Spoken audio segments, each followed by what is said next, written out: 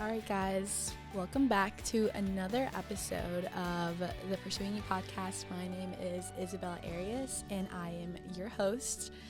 Guys, I'm so excited because today we're going to be talking about a juicy topic. This was actually a very highly requested topic by you guys, so I'm really excited to be talking about just like relationships in general. And so today we're going to be talking about relationships and what to look for in relationships. And because I feel like this is just such a heavy topic in our world, and especially if you're in your 20 to 30s, I just feel like it's one of those things where everyone's talking about it right now. Everyone's talking about, okay, like, Bella, like, I want to be in a relationship. Like, what do I have to, like, what do I do? And trust me, I am definitely not at all a dating expert. But I will say that, I have gone on dates. I have, currently going on dates with this one guy, and things are going great. And I think it's also one of those things where it's so important for you to at least have, like, your 5 non-negotiables. And I also think that you shouldn't have, like, a list of, like, okay, if this guy doesn't do this, then it's not for me.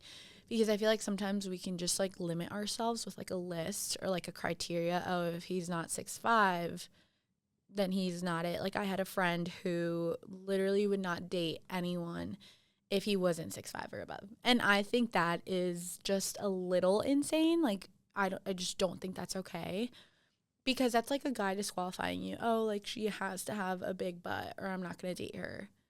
And it's like, yikes. Like, I just don't think you should do that with guys. I don't think you should have, like, this, like, oh, he has to, be the cutest man alive. Like, I don't know. I feel like sometimes we set these really unrealistic expectations, and then when we end up single for like 4 years straight, we're surprised why we're still single. And it's like, hey, like, I think you should kind of take a look inward and, do some work that way. But yeah, so today we're going to be talking about green flags. And honestly, I think we're just going to get right into it. I'll talk about a little bit about my summer. I was traveling all summer long. Luckily, I am not traveling at all in September, which I'm so excited because I just honestly love being in Dallas for the college football games, and I love being here with my friends, and I just, like, miss being home, honestly, on the weekends. Like, I think, like, even just me saying that out loud, like, I feel like my body feels, like, less stressed because if you know me, I was literally gone probably 3 weekends out of the month, like, in the entire summer. So, like every month, basically. So, I'm really excited to just be here and just be present and enjoy and, like, fall. Guys, I love fall. I'm not a big pumpkin spice latte girl, which don't come for me. Also, I just got my nails done, so, like, I'm like, can you see them? Like, if you're watching on YouTube, I'm like, but anyways, yeah, I'm just really excited to be home, and honestly, that is, like, my latest update. I'm thinking about getting a dog. Guys, please list out the pros and the cons for me, because right now, if my friend is giving away this dog, and I really, really, really want it. And so, but yeah, let's get right into it.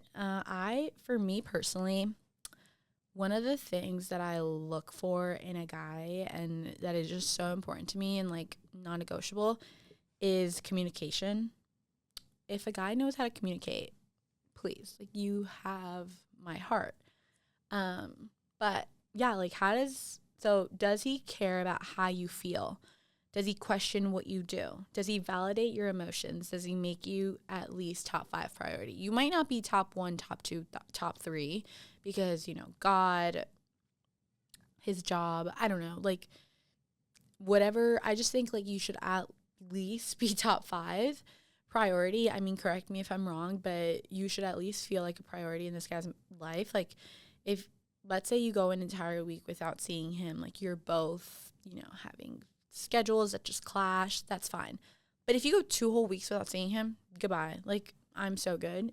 No, like, I don't know. I just feel like, especially in like the early talking stages, and don't get me wrong, like if you're doing long distance, I think this is a different story. Like you don't have to be seeing someone every single week.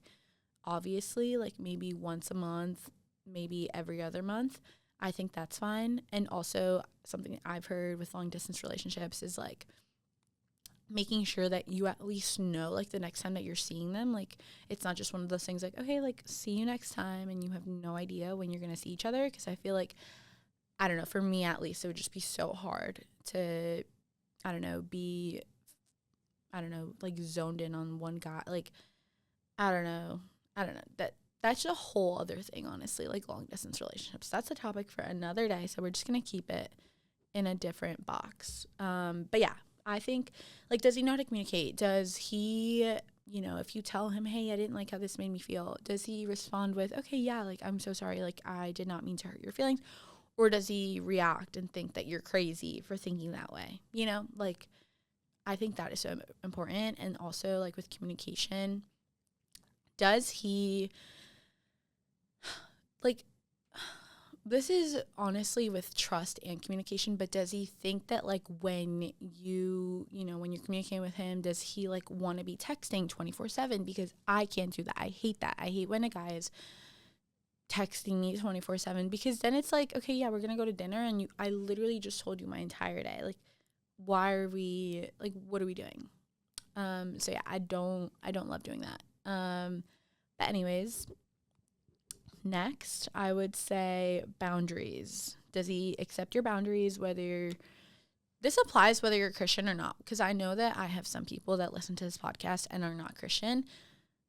Boundaries are so important, especially, like, let's say if you want to rewait for marriage. Like, does he accept that? Does he want to be with someone who wants to rewait for marriage? Or does he think that's silly, and is he going to try to convince you otherwise? So I think that's really important to think about boundaries. Like, does he respect them? Does he have any? Does he, I don't know, I think, like, does he just respect yours? I think that's so important. Also, I'm also going to preface, this is a list in like no particular order, because there's some on here that are just like, I feel like almost out of order, but it's honestly like I just made it with like, okay, this is just my big chunky list of like green flags to look for in a guy. Okay, so this is an important one. How do you feel when you are around him? Are you at peace, or do you feel uneasy? If you are uneasy around a guy, girl, that's your body. Like, sometimes your body can physically like let you know that you just do not feel safe. And that is like a quick way of being like, okay, wait, this might not be the guy for me. So yeah, always think about that, because I feel like sometimes like we just blame it on other things. It's like, oh no, I'm stressed. Oh no, this. Oh no, that. And it's like, no, babes, like your body does not like being around this person, and that's completely okay. But I think you need to learn like when to cut it. I feel like I'm using my hands a lot right now. Do you guys share the same values? This is so important, whether it's politically, religion, literally anything. I think it's really important to talk about your values and what you both value, because at the end of the day, if you guys don't have similar values, it probably will not work. I know of someone who recently broke up because they couldn't agree on the same values. They had, they were very much in love, but one of them was a raging liberal and the other one was a conservative. And so, I think it was one of those things where I was like, okay, like we can kind of let that slide. But it's like, wait, if I want to have a family with you, like, how are we going to raise our children? If you're not Christian and I'm Christian, like, how are we going to raise our kids? I used to think when I was literally head ass, I'm going to say head ass because this is the word. I was head ass for a man, and he was not Christian. He was a different religion. I'm not going to say because then it would basically give it away. But I really liked him, and I could imagine a future with him. And he was not Christian. Like, I was like, oh, that'll be fine. But it's like, what are you going to raise your children? Like, half Christian, half Hindu, like half Christian, half Muslim, half Christian, half Catholic. Like, it just doesn't work. And as much as you want to say it will, it just will not. So, quick tip before you get into a 5-year relationship with someone. I've never been in a 5-year relationship, but I just feel like the longer that you deny like things being a problem, the harder it's going to be to get over someone. The longer that you're with the person that you know you're not going to marry, the longer that you prolong your future husband, who you're actually supposed to marry, to come into the picture. So just think about that, because I feel like sometimes like we get into relationships because we're bored and we're just like, oh, whatever, like I really like him, but like, you know, I don't really see a future with him. And it's like, what? Like, there's a guy out there that literally wants to put a fat ring on your finger and marry you and literally adore you, and you're wasting your time on a guy who you don't even know you want to marry, which I understand. I feel like sometimes like almost takes like 6 months to really know if you want to marry someone, or maybe a year for some people. I don't know. I feel like you know within the first like 3 to 6 months whether you want to marry someone, just because you get to see them in how they treat their friends, how they treat their family, and all of that. But if you're just playing around, I mean, hey, some people do this and it's fine. I feel like some people also are very insecure and they feel the need to like be in a relationship or they can't survive. Like, I know so many girls in high school who they would break up with a guy literally a month after they were dating someone. Like they would break up with someone a month. It's like, girl, like what? Like, when is your heart taking time to heal? You know? Is he pushing you to become the best version of yourself? I feel like this is so important because I cannot be with someone who is lazy. I cannot be with someone who has no drive at all, like no work ethic. I can't be with someone who, you know, if I'm like, oh, like I don't want to go to gym, he's like, oh, just stay home. Like, no, I want someone to be like, literally get up. You're going to the gym, you're working out, you're putting in the work. Like, no, we're going to go do this. Like, we're going to go run half a marathon. We're going to, you know, lose 20 pounds by the summer. Like, I want someone who's going to push me and push me to my limits. Like, not to my limits. That almost sounds a little extreme, but like push me, you know, in the best way possible. Like, I want someone who I look at and I'm like, I want to be the best version of myself because I love this person. I want to be the healthiest version of myself because I want to live long. I want to be a mom. I want to be a healthy wife. I want to be a wife that, you know, my husband like looks up to, like all these different things. But yeah, that's for that. Is he thoughtful? Does he care about the small things? For example, I love me a guy who always opens my car door, whether it's the first date or the 10th date. It's just such a small gesture, but I just love it. Like, there's nothing more attractive than a guy just opening your car door. Sorry, I said it. And I don't know, does he like do small things? Like, does he get you flowers? Does he, you know, I don't know, like text you small things? Like, I don't know, this guy that I'm currently talking to, like he'll send me like Bible verses in the morning from like his devotionals and stuff like that. I just feel like that's so sweet. I love a family guy. I love me a family guy, someone who cares about having a good relationship with his parents, siblings, and extended family. Honestly, in the past, I have talked to guys who could not care less about having a relationship with their parents, family, and it honestly to me was just such a turn off. Like, I get it. You might have people in your life that are toxic. I'm not talking about that. Like, I'm not saying like, yeah, go be besties with your toxic father. But like, if you guys just don't agree on things and you just decide not to talk to them, I just think that's crazy. And that just almost goes to show like, okay, so like if you get mad at me in marriage, like what are you going to do? Like, are you going to divorce me? You know, that's the way I see it. So I don't know. I used to see it as like a yellow flag. Now it's just a red flag. When a guy just deliberately like doesn't care to have a relationship with his parents. Does he have a good group of friends? Oh, guys, this is so important. Like, the people that he's around and surrounded by is so important. Like, are his friends in their party era? Are his friends in happy, healthy relationships?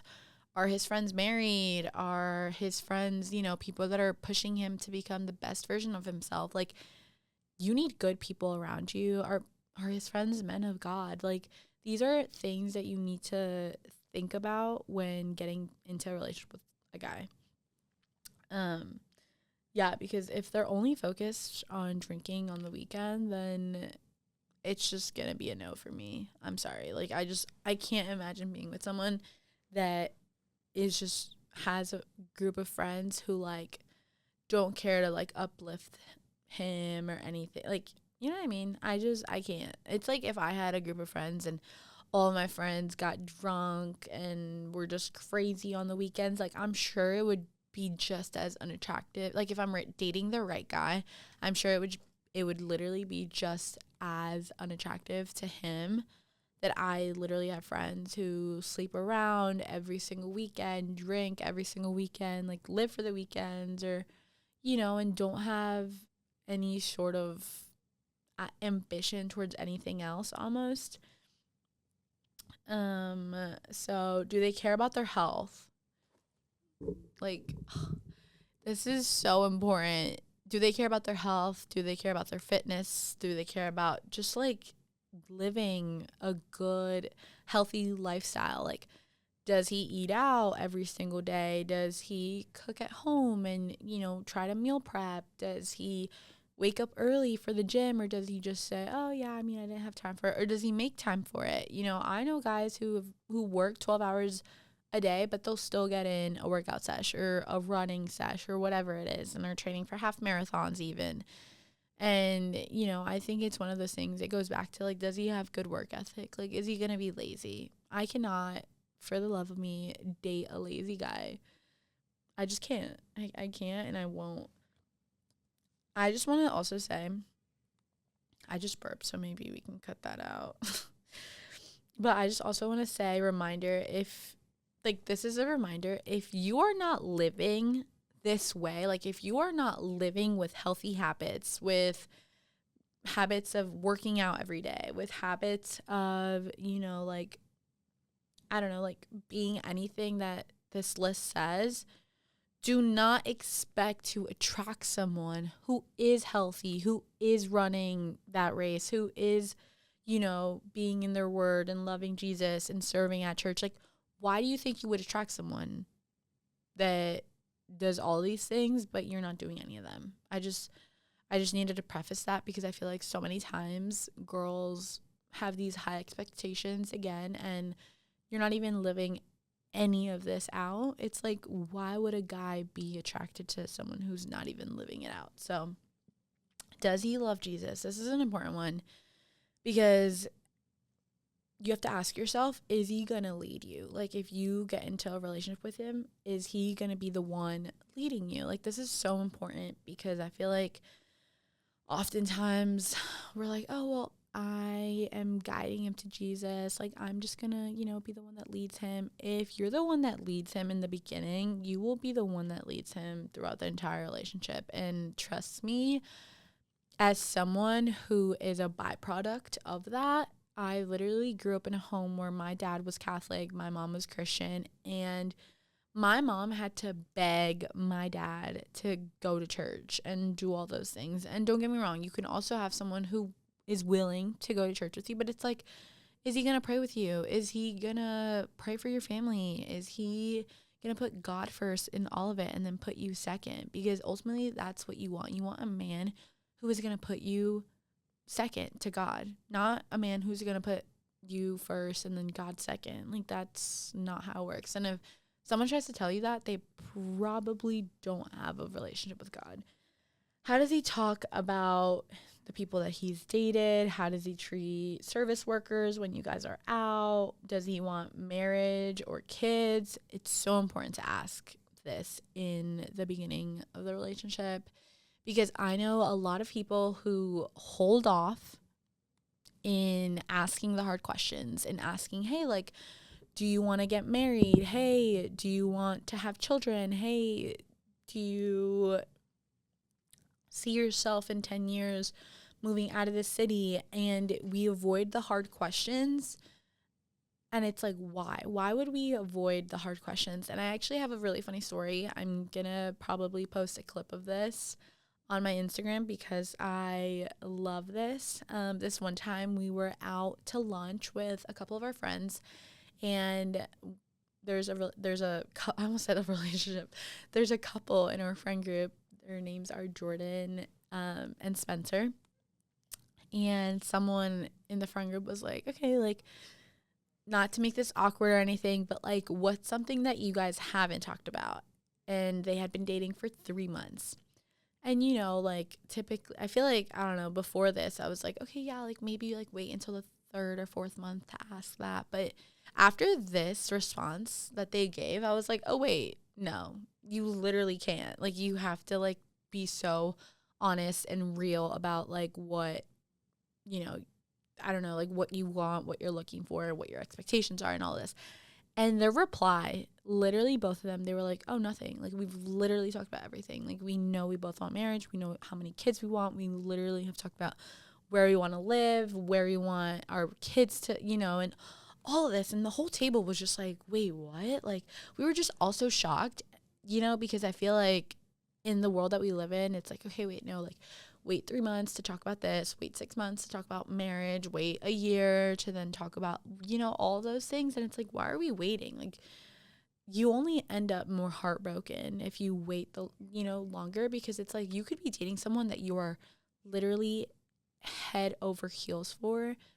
And if that person doesn't want marriage, doesn't want children, doesn't support, you know, your job, like my best friend, she's a lawyer, like, she needs to date someone, or she is in a relationship with someone who, like, supports her being a mother who's going to work. You know, it's like all of those things. Like, is your husband going to let you be a stay-at-home mom and whatever? So I think that response was a little shocking to all of us. But real quick, I am going to talk about, I asked 2 of my friends to send me, and these are, like, friends that, like, I love and adore, and yeah, I just asked them because I knew they were busy.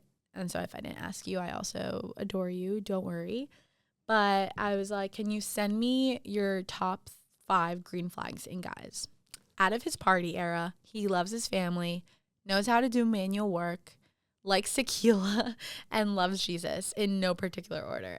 And I love that. And I asked my other friend, Reagan. The first one was Sophie, of course. She gave me a long response, y'all. I was genuinely impressed. So she put, first, genuine faith, loves Jesus, and I can see the fruits of the Spirit in him, isn't putting on a facade, but is yielded to the Spirit, knows the word, is prayerful, and has wise counsel around him. Second, his people, who he spends his time with, what they say about him, how those people act. You are like those you spend your time with most. So who are those people? Who does he trust speaking into his life? Third, integrity. Does he do what he says he will? Does he show up? Does he let his yes be yes and no be no? A man of honor does the things most wouldn't want to do. Fourth, his work ethic. How does he show up when no one is looking? Does he have goals and ambition in and out of his work setting? What would his boss say about him? That's so good. I didn't even read this whole list, but the fifth one and last one, communication and empathy. Is he scared of emotion, or does he know how to communicate what he is feeling clearly? Does he make you feel like a priority? Does he communicate his intentions? Snap the fingers, because those, I love both of them. And yeah, I just want to say, like, listen, like, I always say, like, trust your gut. And also what she said, like, seek wise counsel. Like, if you feel like, oh, wait, I think I might be interested in this guy, I don't know, you know, maybe ask around, maybe ask the people that he hangs out with, like, oh, hey, guys, like, what do you guys think about this guy? Like, what do you guys think about, you know, him? Do you think he'd be a good boyfriend? Do you think he is ready for a relationship? When was this, like, you know? And obviously don't do this, like, I don't know, I don't even know. I feel like, obviously, like, have a conversation with him first, but if things are starting to get more serious and, like, you're starting to overthink and you're like, wait, I don't know if he's actually ready, like, maybe think about having a chat with his friends. But at the same time, it's like, I don't know if it's the best idea to go behind his back. And so, I don't know, this is almost like a sticky situation, but if you have friends that are mutuals with him or have known him longer than you do, maybe go about that way. But yeah, I wanted to just keep this episode short and sweet because I just feel like this is a topic that a lot of us are talking about right now. And many people want to know, okay, wait, like what should I look for as a Christian whose end goal is to get married and, live a life worthy of your calling. And so I remember this one time I was with Grant Trout, if you guys know Maddie Pruitt, and I was like, how do you steward Maddie? Like, obviously, she is a woman of God. She is prayerful and is a speaker. Like, how do you do that? And I remember his response. He was like, I have to get beneath her and, like, I need to, like, lead her in that. And I remember I just pictured just something so beautiful. And I was like, I want my husband to do that. Like, I want my husband to be able to get beneath me. Like, if I'm praying, like, he better be praying more. If I'm on my knees, like, he better be, you know what I mean? Like, someone who's gonna, like, get beneath you and, like, be able to, like, lift you up in that. Because, again, if you are the one leading him, it's just not gonna be good. And I do believe that both of you should submit to each other. I know that in the Bible it says, wives submit to husbands, but also, like, I think it's so important when you're both able to submit to each other because um, the couple that mentors me, they do this and they live by it. And, sometimes what she was saying, like, sometimes maybe Hannah will hear from the Spirit more. Maybe Aaron will hear from the Spirit more. Maybe, you know what it is? Like, maybe one will be attacked by, just be spiritually attacked and the other one can pray for. So, you know what I mean? Like, I don't know. Those were just my last and final thoughts. But I hope that you guys have a great week. And I can't wait to chat with you guys next week. And we will be having a guest next week. So stay tuned and follow us on Instagram, Pursuing You. Yeah, just Pursuing. I almost said Pursuing You podcast, but no, it's Pursuing You. And then my Instagram is Isabella Arias with 3 L's because 2 L's was taken. So yeah, I can't wait. Thank you guys.